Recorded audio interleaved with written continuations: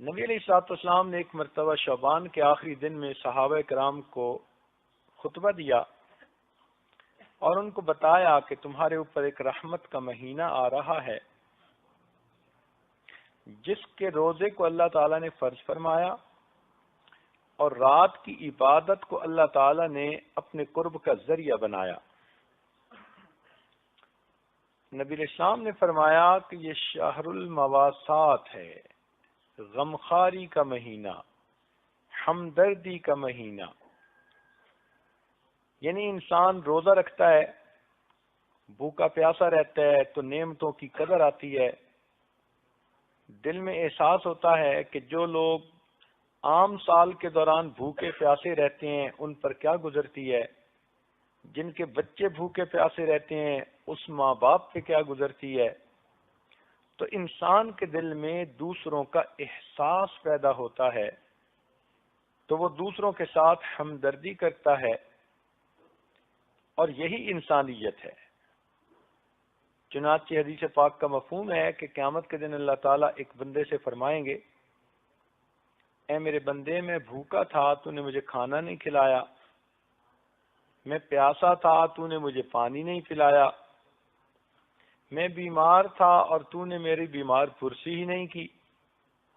تو وہ بندہ بڑا حیران ہو کر پوچھے گا کہ اے پروردگار، آپ ان تمام چیزوں سے بلند و بالا ہیں، منزہ اور مبرہ ہیں، یہ کیسے ہو سکتا ہے کہ آپ کائنات کے خزانوں کے مالک ہوں اور آپ بھوکے پیاسے ہوں؟ اللہ تعالیٰ جواب میں فرمائیں گے کہ اے میرے بندے، فلاں موقع پر تیرا ایک ہمسایہ بھوکا تھا، پیاسا تھا، اگر تو اسے کھلا پلا دیتا تو ایسے ہی ہوتا جیسے تو نے مجھے کھلایا پلایا ہوتا، اگر تو اس بیمار کی بیمار پرسی کرتا تو ایسے ہی ہوتا جیسے تو نے میری بیمار پرسی کی ہوتی۔ اس وقت انسان کی آنکھ کھل جائے گی کہ اللہ رب العزت کے ہاں ایک دوسرے کے ساتھ الفت و محبت کی زندگی گزارنے کا کیا مقام ہے۔ تو یہ مہینہ غمخاری کا مہینہ ہے۔ اب ذرا سوچئے کہ جس مہینے کا نام ہی غمخاری کا مہینہ، اگر اس مہینے میں کوئی اللہ کی نیک بندی اللہ تعالیٰ کے سامنے اپنے غم کرے، اپنی پریشانیاں بیان کرے، اپنے دکھڑے سنائے، اپنی مشکلات کی تفصیل بتائے تنہائیوں میں بیٹھ کر دعا میں، تو پروردگار عالم اس کی غمخاری کیوں نہیں فرمائیں گے؟ جس مہینے کا نام ہی غمخاری کا مہینہ، تو معلوم ہوا کہ ہم غم زدوں کے لیے خوشی کی بات ہے ہم اپنے غم تہجد کے بعد اور تنہائیوں میں